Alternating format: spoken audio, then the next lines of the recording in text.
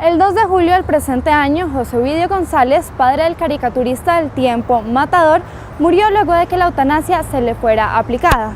De hecho, este es el primer caso en Colombia en el cual la eutanasia y esta inyección es aplicada legalmente. A partir de ese momento surge nuevamente en nuestra sociedad la problemática ética y social de si esta inyección debe ser utilizada en pacientes que desean morir. Por ello, el día de hoy contamos con un invitado muy especial que nos hablará del tema.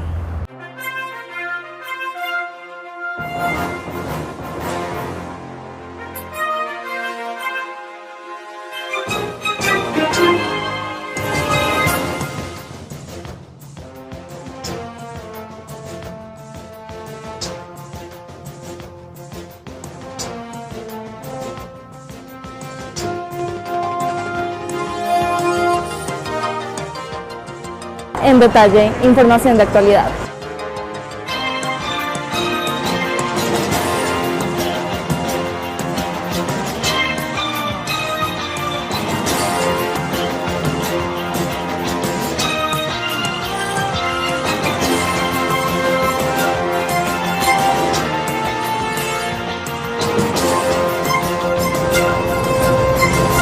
Bienvenidos a En Detalle, información de actualidad.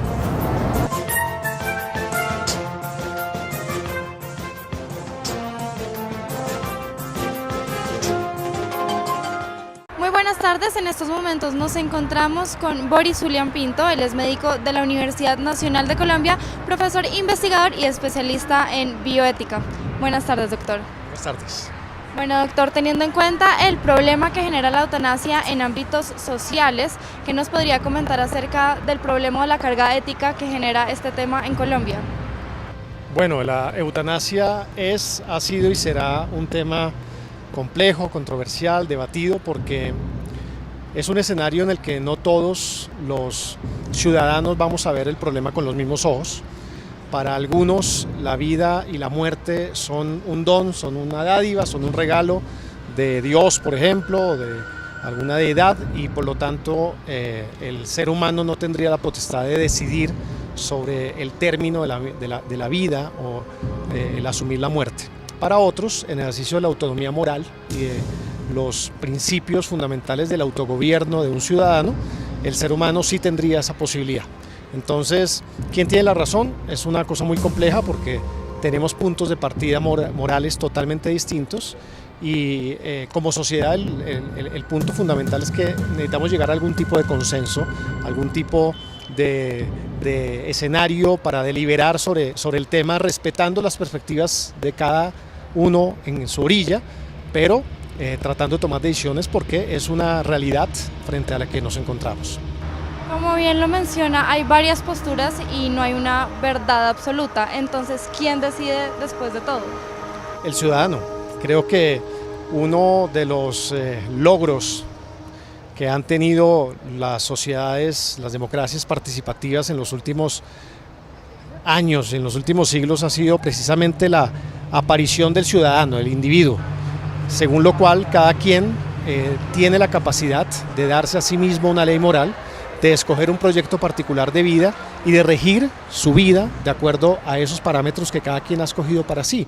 Pero sí es importante también definir algunas categorías, entender qué es eutanasia, qué no es eutanasia, porque muchas veces empezamos a deliberar o a debatir sobre un tema que no entendemos bien sobre qué estamos hablando. Entonces, ese es un punto importante, y es que muchas veces se ha reducido el concepto de muerte digna a la categoría de eutanasia, y no son estrictamente sinónimos. Por lo menos no es equivalente muerte digna únicamente a eutanasia. Pero ahora en la Constitución también se habla de muerte digna en vez de eutanasia. Entonces, ¿cree usted que este término está empleado de la manera correcta para referirse al tema de la inyección?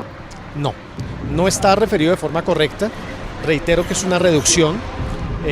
Es posible que la resolución que recientemente se promulgó en el país, la resolución 1216 del año 2015 del Ministerio de Salud, en respuesta a una serie de sentencias de la Corte Constitucional, trató de evitar el término, el concepto de eutanasia, porque es un término espinoso, es un término que divide. La muerte digna es una categoría mucho más amplia Muerte digna son los cuidados paliativos. Los cuidados paliativos son un enfoque interdisciplinario que busca proveerle al paciente confort, calidad de vida, maximizar su confort y su calidad de vida, minimizar su sufrimiento en condiciones terminales que no solo se restringen a condiciones oncológicas, sino que hablamos de otros escenarios distintos al cáncer, demencias, enfermedades infecciosas en etapas muy avanzadas. Bueno, hay distintas condiciones.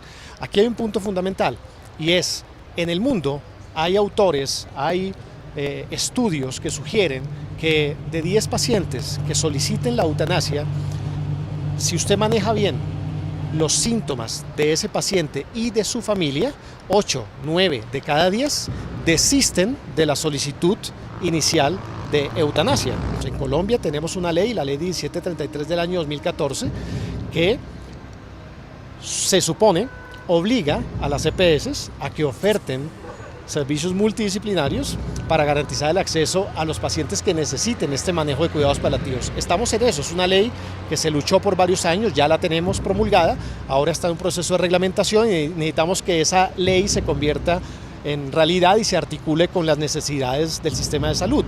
Ahorita nos menciona que se supone que las EPS deberían cubrir eso en nuestro país. ¿Cree que no lo hacen o no lo hacen en una totalidad? No, tenemos todavía una brecha entre la oferta y la demanda en el tema de cuidados paliativos. Colombia es un país en el que creo que hemos progresado en los últimos años. De 5 años para acá, lo que enseñábamos y veíamos hace 5, 6, 7 años y lo que estamos viendo ahora es diferente. Creo que aún desde el pregrado la gente está formándose en las carreras relacionadas con la salud en el tema de cuidados paliativos. Hemos crecido. Hay instituciones que ya tienen programas formados, etcétera, pero nos falta mucho, nos falta mucho.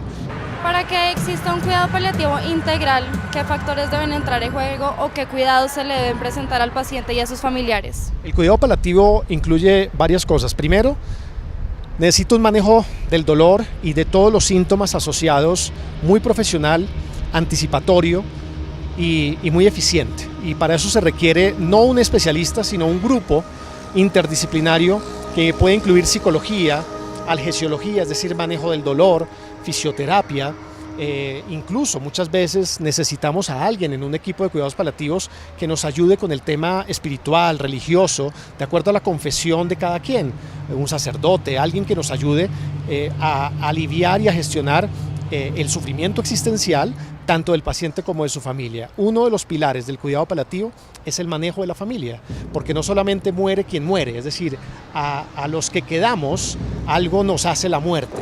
Entonces, si un paciente ya atraviesa por todo este proceso y persiste, ¿existe la posibilidad de que se le niegue que le apliquen la eutanasia?